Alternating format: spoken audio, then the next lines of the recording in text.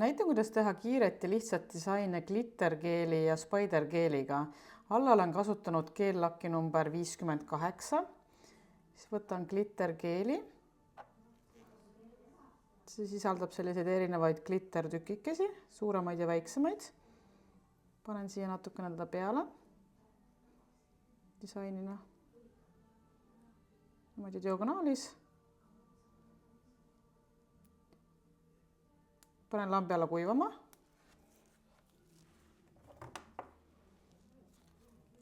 Ja siis teeme kerge disaini spiderkeel valgega peale. Ja selleks kasutan sellist spiderkeeli instrumenti. Sellega on lihtne spiderkeeli välja võtta. Panen siia sisse seda. Ja tõstan niimoodi ülesse ja keerutan siia peale selle spiderkeeli. Väga sügavale ärge sisse vajutage, muidu tekivad sellised väga paksud triibud. Aga meil on vaja, et oleks selline hästi õrn ja peenikeste triipudega. Mida rohkem soovite seda, rohkem siis teete neid triipe siia juurde.